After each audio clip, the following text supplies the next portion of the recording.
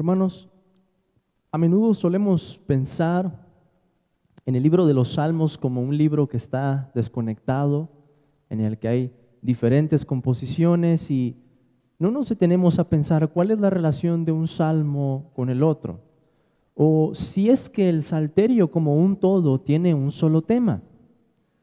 O podemos decir, otras veces, tampoco consideramos la importancia de los títulos de cada salmo. Y cuando digo los títulos, me estoy refiriendo a las palabras que aparecen normalmente con una cursiva en las Biblias, así en diagonal, que dicen Salmo de David.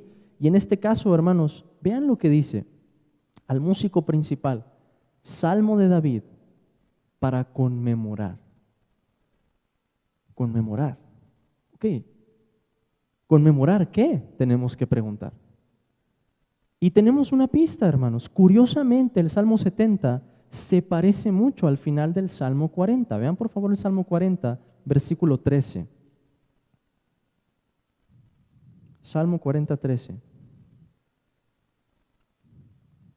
Y escuchen estas palabras. Quieras, oh Jehová, librarme, Jehová, apresúrate a socorrerme. Sean avergonzados y confundidos aún a los que buscan mi vida para destruirla. Vuelvan atrás y avergüéncense los que mi mal desean. Sean asolados en pago de su afrenta los que me dicen, ea, ea. Gócense y alégrense en ti todos los que te buscan. Y digan siempre los que aman tu salvación, Jehová sea enaltecido. Aunque afligido yo y necesitado, Jehová pensará en mí. Mi ayuda y mi libertador eres tú. Dios mío, no te tardes. Es exactamente la misma idea.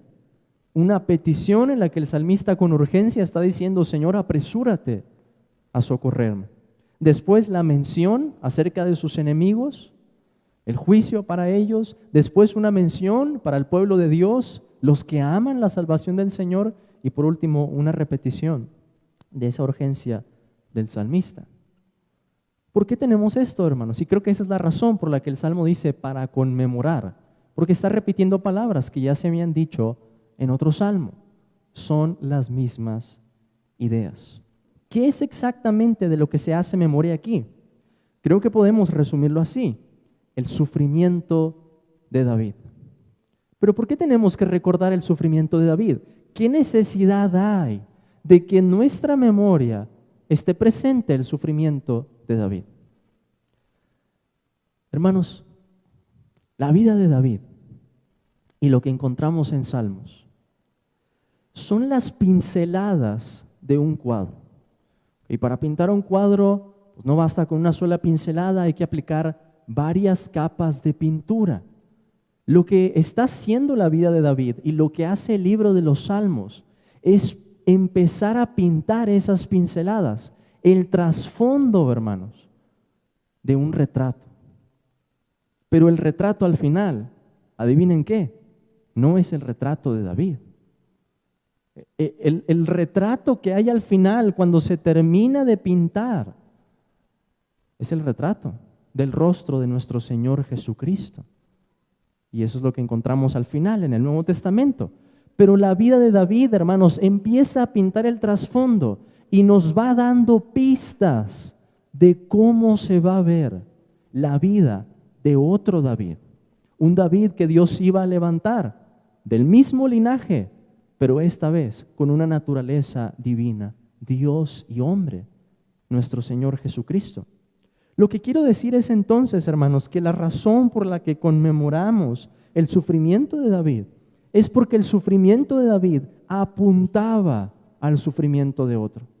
Es porque el sufrimiento de David era el trasfondo de cómo se iba a ver el sufrimiento del Mesías. Justamente la semana pasada, creo, vieron el Salmo 69.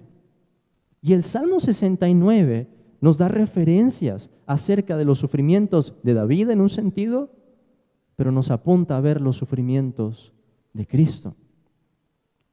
¿Qué encontramos en el Salmo 70? La petición de David después de ese sufrimiento, que podemos decir también es la petición de Cristo. Encontramos en Cristo la misma urgencia por la intervención de Dios. Encontramos en Cristo la misma petición en contra de sus enemigos y ese deseo, esa bendición para los que aman a Dios. Y esa es la conexión que tenemos aquí, hermanos. Ahora, quiero que noten la estructura del Salmo. El versículo 1 y el versículo 5 repiten la misma idea. Apresúrate, oh Dios, a socorrerme. Apresúrate a mí, oh Dios. Y yo les había dicho, hermanos, que los hebreos acomodan normalmente en sus poesías la parte más importante en el centro. Eso es lo que tenemos en este salmo. Lo que está en el centro va a ser lo más importante, pero ¿cuáles son los corchetes que unen a esas ideas? El sufrimiento del salmista. David ruega con urgencia, no solo dice líbrame, sino que agrega apresúrate. David está consciente de que solamente Dios puede librarlo y él no podía esperar más por ese momento. Él dice, estoy afligido y menesteroso. Y es, hermanos, que la persecución y la tristeza pueden, por la gracia de Dios, tener un efecto positivo en nuestra oración y servir para profundizar nuestra plegaria. Hay ocasiones en las que estamos orando y quizás estamos orando más tiempo, pero nuestras palabras no están saliendo con el lenguaje del corazón. Están siendo palabras superficiales. Pero en los momentos de persecución o de profunda tristeza, hermanos, aún nuestra oración, sea en un tiempo menor o más pequeña, se hace con un lenguaje diferente. Se hace con lloro, se hace con gemido, se hace con el corazón, en una desesperación, en una urgencia que dice, Señor, apresúrate, quiero ver tu respuesta. Y aquí, hermanos, tenemos también un doble patrón. Los salmos nos enseñan de muchas maneras. Los salmos nos enseñan por ejemplo, los salmos nos enseñan por mandamientos, los salmos nos enseñan con tipos, los salmos nos enseñan con profecía, de tantas maneras. Pero aquí, hermanos, tenemos una doble lección. Dios nos enseña cómo lidiar con el sufrimiento. ¿Qué es lo que hace el salmista al decir yo estoy afligido y menesteroso? ¿A qué es a lo que lo lleva a eso? A orar. ¿No es lo mismo que dice Santiago en el capítulo 5 de su carta? ¿Está alguno triste entre ustedes? ¿Y cuál es la respuesta? Si la condición se cumple, la respuesta es haga oración. Es la receta, hermanos, que Dios ha prescrito al creyente. Esa es la prescripción para el creyente.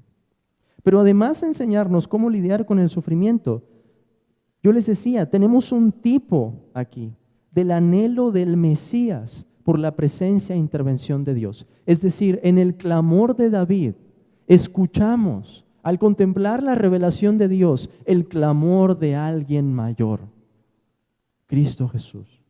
El clamor después de sus sufrimientos que nos presenta el Salmo 69, ese grito de angustia, ese grito en el dolor. ¿Ya qué es, hermanos? A lo que nos lleva esa petición. A dos cosas, y es lo que tenemos en el centro de este salmo. En primer lugar, el salmista pide que Dios traiga vergüenza sobre sus enemigos. ¿Cómo interpretamos esto? ¿Cómo interpretamos las imprecaciones, las maldiciones que dice el salmista en contra de sus enemigos? Porque alguien puede llegar, digamos, a este salmo en un conflicto y decir, Señor, trae vergüenza sobre mis enemigos. Pero debemos ser cuidadosos, hermanos, en cómo aplicamos eso. Porque la razón o el motivo que estaba en el corazón de David no era la venganza en sí misma. El motivo que David tenía era la gloria de Dios. Y si queremos identificarnos con esa oración en medio de la persecución o el sufrimiento, esa debe ser nuestra motivación, la gloria de Dios. Además, David, hermanos, no tenía cualquier rol. Él era rey y funcionaba también como un juez en Israel, como una especie de juez. Y no me refiero al libro de Jueces, sino a alguien que como rey debía de emitir juicios con justicia y decir, pueblo del Señor, esto es lo que Dios nos ha mandado, esto es lo justo, y esto es lo injusto. Así que en esa plegaria y en ese deseo de que Dios traiga vergüenza sobre sus enemigos, David también está ejerciendo su función como rey, juzgando lo que es justo y lo que es injusto. Y en este sentido, hermanos, David divide dos grupos. Unos son los que lo están persiguiendo, y si estaban persiguiendo al rey, estaban en contra no solo del rey. Si el rey estaba obedeciendo la voluntad de Dios, también los enemigos del rey estaban en contra ¿de quién? De Dios. De Dios. David distingue dos grupos entonces, los que estaban en contra de Dios y los que amaban la salvación de Dios.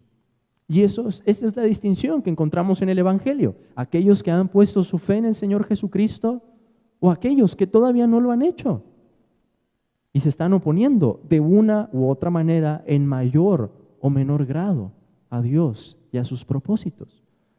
Cristo lo dice de esa manera, que el que no es con Él está contra Él. Y es que el Evangelio nos pone en esa disyuntiva para distinguir entre dos grupos. Aquellos que se van a oponer a Dios o aquellos que van a doblegarse y decir, Señor, queremos hacer tu voluntad, queremos esa salvación.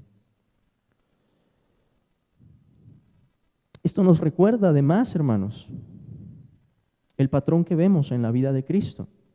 Cristo tuvo perseguidores, Cristo fue perseguido. ¿Y qué es lo que Él hizo? El apóstol Pedro nos dice que Él no respondía con maldición a los que lo maldecían, sino que encomendaba la causa al que juzga justamente. Y eso es lo que tenemos en este salmo. Cristo hizo lo mismo y los sufrimientos de David ya nos estaban diciendo algo de eso, de cómo Cristo iba a encomendar su causa como el Rey justo delante de Dios. Pero tenemos aquí una segunda parte en el centro de este mensaje, que dice, gócense y alégrense en ti todos los que te buscan, y digan siempre los que aman tu salvación, engrandecido sea Dios. Y es que delante de los ojos de Dios hay un segundo grupo en la humanidad. ¿Y cuál es? El pueblo de Dios. David nos está diciendo aquí cuál es el mayor deseo, el deseo supremo en el pueblo de Dios. ¿Y cuál es? Que Dios sea engrandecido. O en las palabras del Padre nuestro, santificado sea tu nombre. El deseo más grande en el pueblo de Dios. Pero también, hermanos, encontramos aquí las palabras de nuestro Señor Jesucristo, deseando bendición, deseando gozo y deseando alegría a su pueblo. Es interesante que antes de que el Señor ascendiera de vuelta al Padre, Él hizo algo con sus discípulos, estuvo enseñándoles por 40 días acerca del reino. Pero hermanos, antes de despedirse, las Escrituras nos dicen que el Señor los bendijo. Y hay muy pocas ocasiones en las que se menciona en el Nuevo Testamento que Cristo bendijera a alguien. Cristo bendijo a los niños, por ejemplo, que Él tomó en sus brazos. Y Cristo bendijo a los discípulos. En esa voz, hermanos, y en este salmo podemos escuchar un deseo en el corazón de Cristo, pero un deseo que es eficaz, porque es la voluntad de Dios, que su pueblo reciba bendición, que su pueblo reciba gozo, que su pueblo se alegre. ¿Para qué? El Salmo nos lo dice, para que el nombre de Dios sea engrandecido. Y con eso, hermanos, se nos recuerda de que en esta vida todo funciona. En la vida cristiana, hablo en particular de la vida cristiana, funciona para la gloria de Dios, en primer lugar, pero también por esa misma gloria, para nuestro bien, para que eso resulte en nuestro gozo, en nuestra alegría. Hermanos, así que en las palabras de David y en esas pistas que él nos deja con la vida de sufrimiento que él tuvo, pero con una vida también que tuvo momentos de exaltación, nos lleva a mirar el retrato de Cristo. Alguien que sufriría de una manera mucho mayor. Alguien que distinguiría también en su voz entre dos pueblos, la simiente de Dios, los que han nacido de Dios en el lenguaje del apóstol Juan, y la simiente de la serpiente, los hijos del maligno. Quiero preguntarte, ¿a dónde perteneces tú? ¿Con qué grupo puedes identificarte? Puedes decir, yo estoy con los que aman la salvación. Yo estoy con los que dicen en su corazón, engrandecido sea Dios. O yo estoy con los que dicen, he escuchado el Evangelio, pero aún no he respondido a este. He escuchado el Evangelio, he entendido que es bueno, pero aún en mi corazón hay oposición en contra de Dios. Pues si tu caso es el segundo, quiero decirte, gracias a Dios que estás aquí. Porque Dios te ha traído para que escuches una vez más su Evangelio y para extenderte una oportunidad más, para que te arrepientas, pongas tu fe, pongas tu confianza en el Señor Jesucristo y puedas disfrutar de este mismo gozo y esta misma alegría. Amén, hermanos.